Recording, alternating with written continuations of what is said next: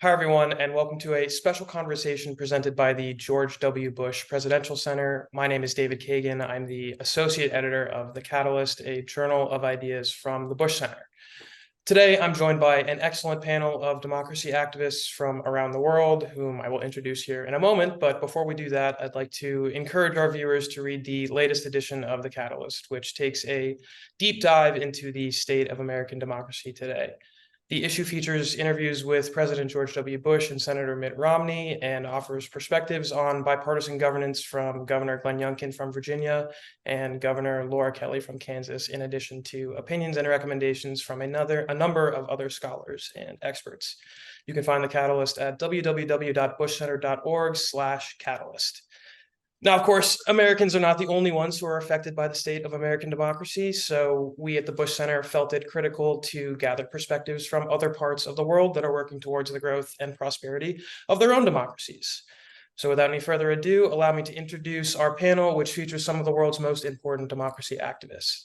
Berta Valle is a Nicaraguan journalist, human rights activist, and vocal critic of the Ortega regime. She is married to pro-democracy activist and former presidential candidate Felix Maradiaga, who was imprisoned from June 2021 to February 2023 by Ortega's regime in an unprecedented crackdown on the opposition in Nicaragua. Since 2019, she has led Voces en Libertad, a nonprofit promoting cooperation among members of Nicaragua's independent media who fled Nicaragua following the 2018 socio-political crisis. Ivan Mawa-Uribe is the director of Frontlines of Freedom at the Renewed Democracy Initiative.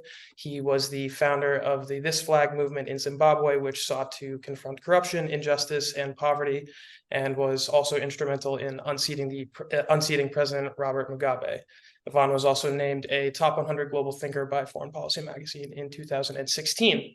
And finally, we have Darina Onishko. Darina is the president of the European Democracy Youth Network. She is a Ukrainian expatriate living in Poland and is also the youth network coordinator for the Community of Democracies and a leader in the youth cohort of the Biden administration's annual Summit for Democracy. Thank you all so much for joining us. Darina, I'd like to start with you. Could you tell us a bit about the European Democracy Youth Network, or EDEN as it's more commonly known? How did such an organization come to pass, and what kind of work does EDEN do? Thank you so much for the introductions, David, and thank you for having me. It's literally last 2 days of my presidential mandate at EDEN, so I'm taking the advantage of it. So EDEN is a European Democracy Youth Network. It was created as initiative in 2018, really. So it's quite fresh as an organization. And the idea is to support young people, journalists, politicians, civil society members from Central Eastern Europe, the Balkans, really in countries that experience different kinds of totalitarianism. So in 2018, it was only a group of 10 Edeners that was handpicked by the International Republican Institute and National Democratic Institute to brainstorm on what EDEN can be, what are the needs of young people in this region, etc. So from the beginning, it was a youth-driven initiative. And we had membership conferences in North Macedonia, also in Albania, last one in Hungary. We grew from 10 to 600 members, from 10 to 23 countries right now. And we're continue growing. And it means with chapters, but also programmatically membership. We have a secretariat in Bratislava, Slovakia right now. But with all of this growth, the goal of EDEN remains simple as it was, is to help politically active young people to develop their technical skills and professional relationships with politicians and leaders across Europe, but also at different levels, local, national, and the EU. So over these years, we were able to realize different types of activities. I will mention just a few so you understand a little bit better. For example, we had televised debates in Albania, we had a youth forum in Moldova, then youth camps in Ukraine, cross-region projects. And we also have an important component of all of this. It's a yearly conference that everybody really waits to participate in. We have trainings in collaboration with Cambridge, Oxford. So the list goes on. But I want to mention that all of this was also possible because of the support from the USAID from the very beginning. Terrific. Thank you for that. Berta, over to you.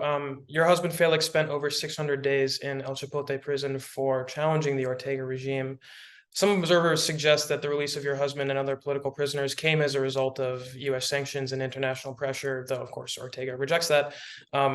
What is your perspective on how the outcry of the United States and other democratic nations on behalf of these political prisoners contributed to their release, and how important is that solidarity?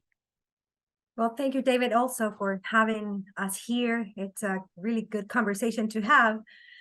Well, Jared Genser, who was my husband's lawyer, has a statement with which I agree. He says that dictators don't release political prisoners because they want to, but because they are forced to do so. And in the case of Nicaragua, Daniel Ortega was compelled to free political prisoners due to a combination of severe sanctions from the US and also from Europe, and an intense international advocacy campaign that was made by family members, but also from different organizations. Ortega has always benefited from staying out of the international public opinion spotlight, meaning he profits when no one knows what he's doing in Nicaragua. However, after imprisoning presidential candidates like my husband, Felix Maradiaga, and others, Ortega's regime attracted global headlines from several media outlets. So I'm convinced that Ortega saw these political prisoners as a problem for him, and that's why he released them. And while it's true that I don't believe that there was a negotiation between the US government and the Ortega's regime, it's worth noting that even if the US considered easing sanctions in exchange for the release of political prisoners, it did not happen. Ortega's arbitrary manner of releasing political prisoners, stripping them of their nationality, deporting them from Nicaragua, and subsequently confiscating their properties, instead generated widespread international condemnation. And also Ortega accused family members that were advocating for the release of political prisoners and also declare us stateless. So I think that it was because of the pressure that the Ortega's regime received that he released these political prisoners. And today in Nicaragua, it's really important for me to mention that there are more than 100 political prisoners because Ortega kept imprisoning more people, including the bishop, Monsignor Rolando Alvarez. So it's crucial to shine a light on all these cases and continue applying as much pressure as possible until the freedom of all political prisoners are achieved in Nicaragua. Couldn't agree more. Thank you so much for that, Berta. Now, Yvonne, I came across a panel you took part in for the National Constitution Center earlier this year. You talk about hand-me-down democracy, this idea of how democracy is being passed down, is best passed down, worn from use like a good sweater. Democracy in the United States is nothing if not worn. We've dealt with civil war and other threats to our democracy in the past, and we deal with new threats today. Could you speak a little about what Zimbabwe and other nations can learn from the wear of U.S. democracy as they work towards the growth and development of their own democratic liberties? Thanks, David. I think that analogy I gave is one that for me shines a light on the importance of democracy being passed down from one generation to the next, right? That's the beauty of democracy, is that it's not designed to benefit just one generation, but it's there to be passed down as an heirloom.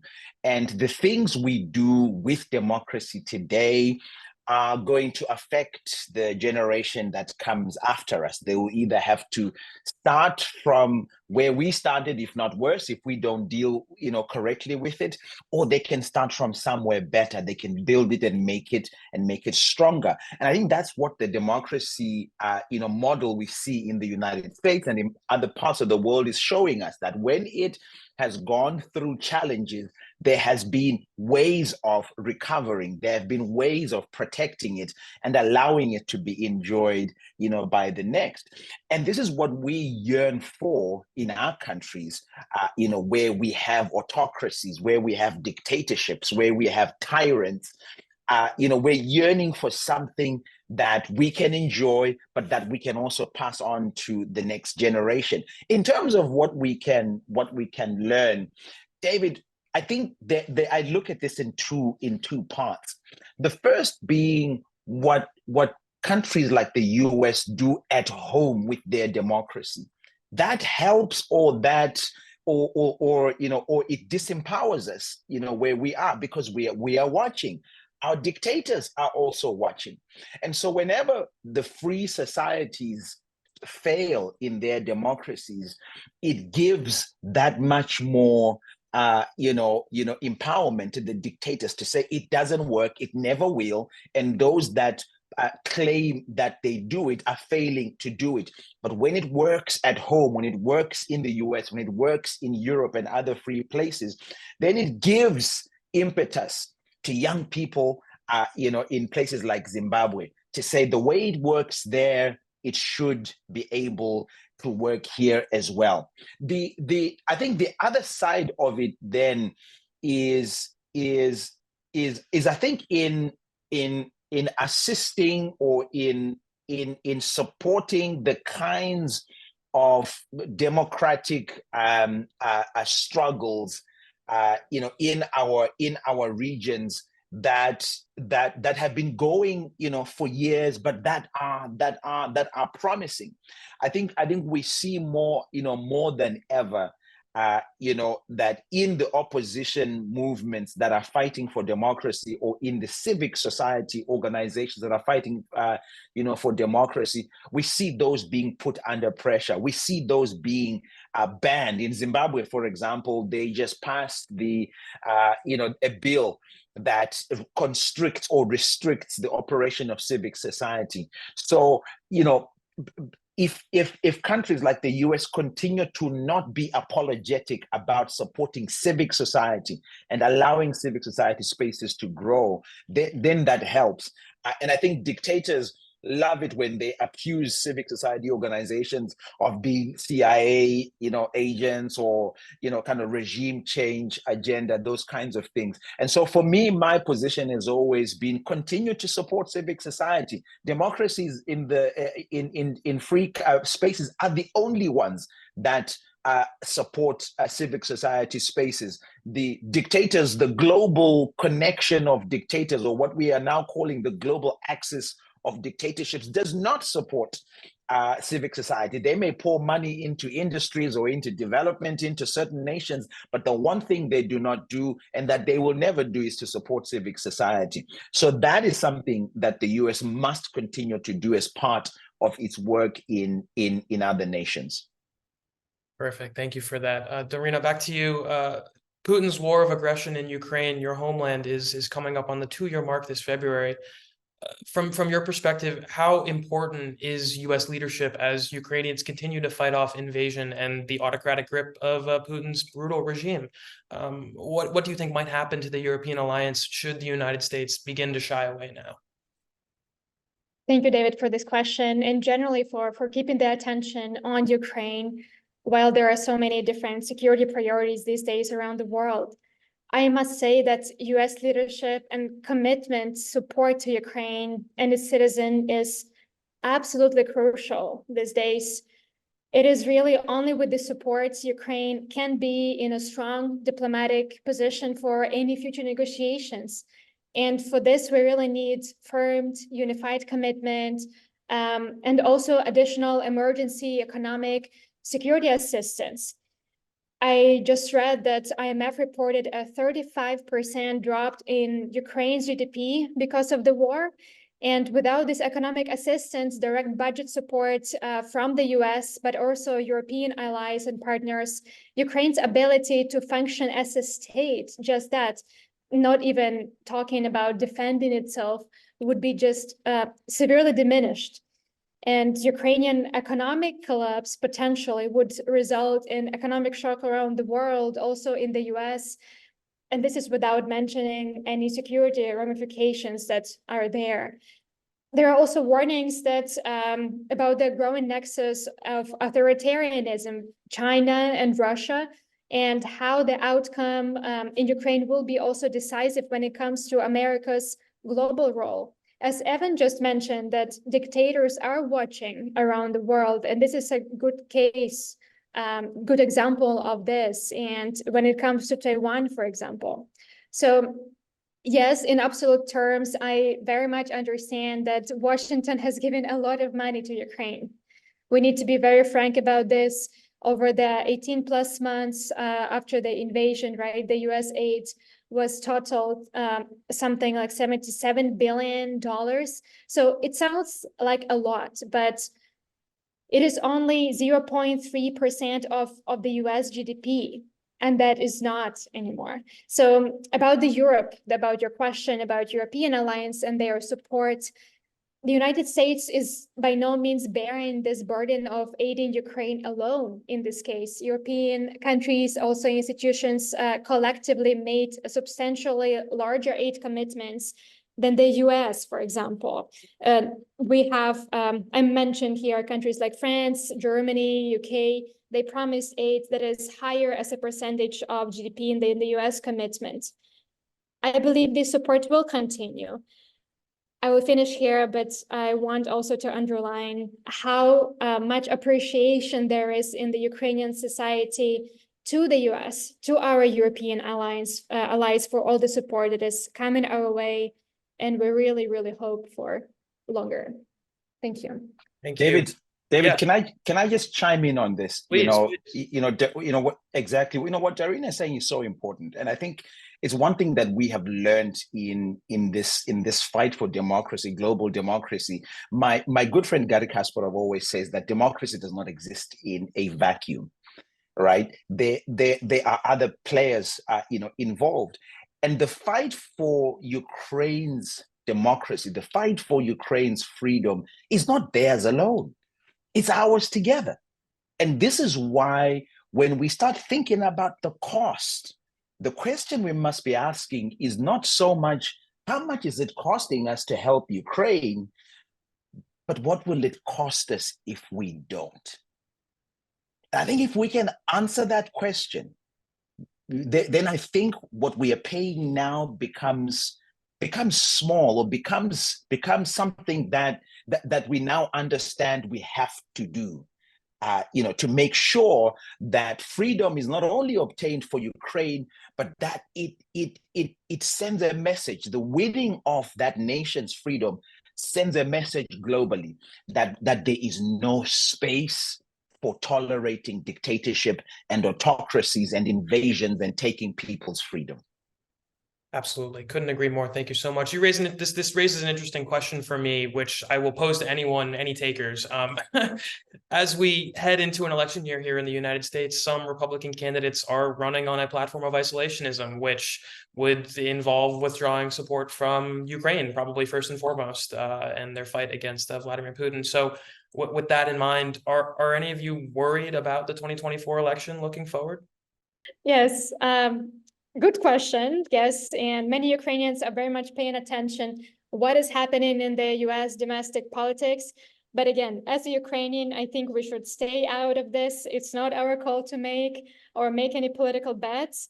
Whether I'm worried about the possibility of not receiving support for Ukraine, I am definitely. Just thinking of my people, my family there, my country, a country that really has the potential of becoming successful, democratic, with strong economy, leader in the region, part of NATO and the EU. I can imagine how happy you will all be there. when we would be reconstructing Ukraine, rebuilding, right? It will be a lot of work, of course. But knowing that there is a chance that all of that might not materialize, without even thinking about how many lives were already lost, is just breaking my heart. And I know that without our ally support, it will not. So I truly hope the US will continue supporting Ukraine for any reason there might be. It can be from a moral standpoint that American people would want to help Ukrainians for fighting for freedom, or it can be from more practical ones like strengthening security of the United States. Ukraine also is a global producer of a couple of primary raw materials, for example. And I believe that different arguments would be effective for different audiences. Thanks.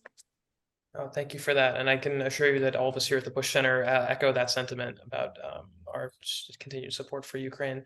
If no one else has any take, or no one else wants to address that, which is fine, Berta, I'll pose this question to you. Americans like to think of themselves as a shining city on a hill, as John Winthrop put it in 1630. Today, that means setting the best example to others seeking freedom and democracy across the globe. How important is that example for people in Nicaragua, and I guess for people all over the world? What is your perspective on that? Well, the example of the United States as the world's oldest modern democracy is crucial, not only for Nicaragua, but for the entire world. The phrase, the shining city on the hill, also carries a moral leadership implication, which I truly agreed. And from when I learned, the United States is a society conceived by the founding father as a nation built upon the ideals of freedom, democracy, and checks on power. This was a revolutionary concept challenging the monarchies on that area, yet it remains highly relevant today. I don't see an alternative model that surpasses the United States, surpasses what the United States offer to the Western world. It's true that, like any other global power, the United States has made mistakes in its relations with the rest of the world. However, despite these errors, it continues to be the best prepared industrialized democracy to lead the free world. Nevertheless, this leadership should reconnect with its Christian roots, and I believe this deeply because I myself am a Christian, as these are the principles that motivated the founding fathers to draft the Constitution and the Declaration of Independence. At times, I feel there's a sense of shame or lack of courage among today's American political leaders in openly acknowledging the traditional values upon which this great nation is founded. I believe these values should be stated clearly. And I mean with values, the fear of God, individual freedom, private property, the fundamental human dignity of all individuals are ideals that continues to make United States the shining city on the hill. Enemies from freedoms and democracy, such as China and Russia, are determined to make us believe that the United States has lost its moral leadership. That's why I believe it's essential to exercise caution when self-criticizing the US system.